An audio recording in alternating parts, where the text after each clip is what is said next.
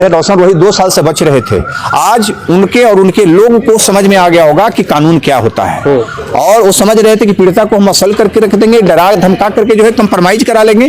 कि आज उनका बेल पिटीशन रिजेक्ट हो गया। देखिए, आज किरण सिंह वर्सेज रोशन सिंह इस केस में आज पिटिशनर थे।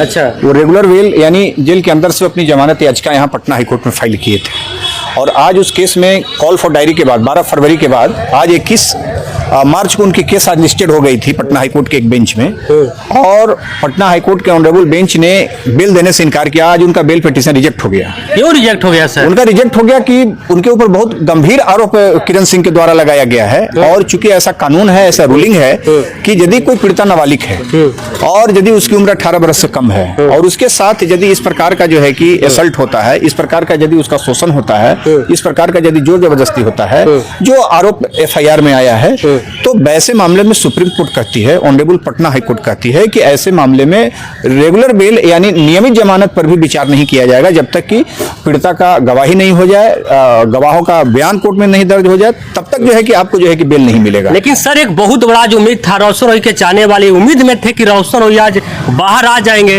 एक बहुत बड़ा उम्मीद टूटा है। देखिए, बाहर आ जाएंगे चाहने वाले के लिए अच्छी चीज है, हर लोग एक दूसरे का फैन फॉलोअर्स होता है। चूंकि रोशन रोही एक स्टारडम है, भोजपुरी के मगही के कलाकार हैं, तो निश्चित तौर पे, लेकिन हम उन फैंस को भी आज आपके चैनल के माध्यम से कहना चाहते हैं कि जो लोग पागल हैं आज मगही फील्ड में, आज भोजपुरी फील्ड के हीरो के पीछे, उन हीरो का चरित्र भी देखिए। अच्छा, या ऐसे लोग जो हीरोइन है उसका भी चरित्र आप लोग देखिए। वैसे लोगों को फैन बनने की जरूरत नहीं है, वैसे लोगों को नकारने की जरूरत है। मैं आप सभी दर्शकों को इस चैनल के माध्यम से बताना चाहता हूं कि जो कानून को नहीं मानने वाला है, जो कानून को समझ नहीं रखता है, अच्छा, या जानबूझकर जो कानून को तोड़ता है, तो वैसे लोगों को आप लोग नकारिए।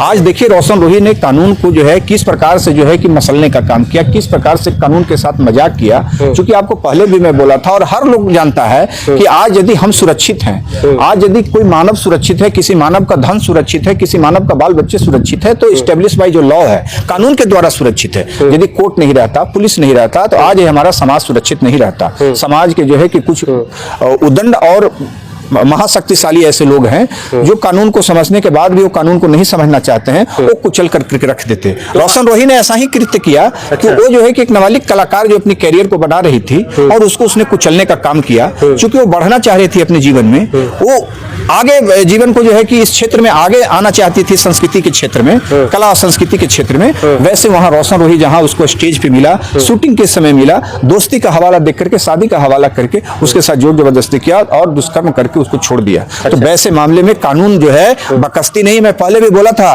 कानून से थोड़ी दिन के लिए आप बच सकते हैं, लंबे समय के लिए नहीं बच सकते हैं। ये जो है रोशन रोही 2 साल से बच रहे थे।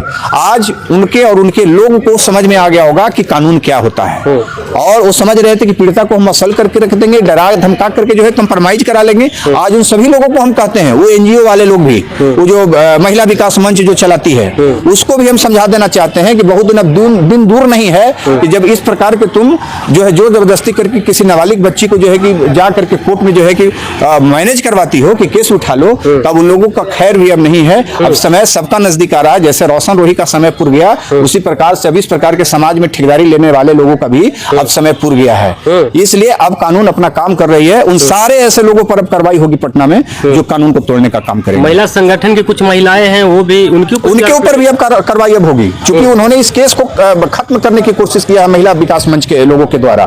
तो अब उन महिला विकास मंच के का इस केस में क्या रोल है, क्या इस केस में उसका षड्यंत्र रहा है, कितने जो है कि इस केस को दबाने की कोशिश की है, अभियुक्त को किस प्रकार से बचाने की कोशिश की है, अब उन लोगों की भी खैर नहीं है। इस केस में अब उलटाने वाले लोग हैं। अच्छा, महिला आयोग की जो टीम है वो रोशन रोही को बचाने का प्रयास किए हैं, उनके ऊपर भी कार्रवाई होगी। हाँ, उन पर भी अब कार्रवाई होगी, क्योंकि इस केस को जो है कि कंप्रोमाइज समझौता करने का यदि अगली पंक्ति में यदि खड़ा रहा है तो महिला विकास मंच के लोग खड़ा रहा है। इसलिए जिस प्रकार से वो कानून को हाथ में लोग ले रहे हैं, ऑफिस खोल करके, कार्यालय छोड़ करके, तो मैं आपको इस पटना उच्च न्यायालय के परिसर से मैं आपको बता रहा हूं, बीइंग एडवोकेट होने के नाते, कि अब उन सारे लोगों का जो है कि टाइम पूरा हो गया है, काउंटडाउन शुरू हो गया है। जो कानून को ना समझ जो है कि बन रहे हैं, कानून यदि बना हुआ है कि कोई भी इस प्रकार का केस का समझौता जो है कोई स्वतंत्र व्यक्ति या इंडिपेंडेंट समाज का व्यक्ति नहीं कर सकता है, और उसको उन्होंने जो है कि समझौता कराया है, तो वैसे लोग पर भी अब हम लोग कार्रवाई के लिए आगे बहुत बड़ा बात आप बोल रहे हैं। यस, महिला विकास मंच पर हम लोग अब कार्रवाई करेंगे, क्योंकि आज रोशन रोही का जो है रिजेक्ट हो गया बेल, और जो लोग समझौता करवाए थे अब उन पे कार्रवाई के लिए हम लोग अब आगे बढ़ रहे हैं। कौन आवेदन है कर रहे हैं। महिला आयोग से? अब जो आयोग से है वो आएगा, डॉक्यूमेंट्स में है, रिकॉर्ड आएगा। तो वैसे लोगों को अभी मीडिया ऑन कैमरा नाम लेना उचित नहीं है, लेकिन अब उन लोगों पर कार्रवाई होगी, आएगा, कार्रवाई होगी तो बिना देखिएगा। माननीय है। अब जो भी लोग जो है कि रहे या जो भी ऐसे लोग हैं, तो वैसे लोगों को अब खैर नहीं है जो इस प्रकार का कृत्य करते हैं और संस्था खोल करके जो है कि धंधा कराने का जो काम कर रहे हैं, जो इस प्रकार का जो है कि लेन देन का काम जो कर रहे हैं कि पैसा ले लो और केस को जाकर सलटा लो, तो वैसे लोगों पर अब कार्रवाई होगी और पटना के पुलिस प्रशासन के उन लोगों पर अब जो है कि शिकंजा हो गया। ऑनरेबल हाईकोर्ट में एक हम जो है कि रिट दायर करने जा रहे हैं उन सारे एनजीओ के खिलाफ जो इस प्रकार के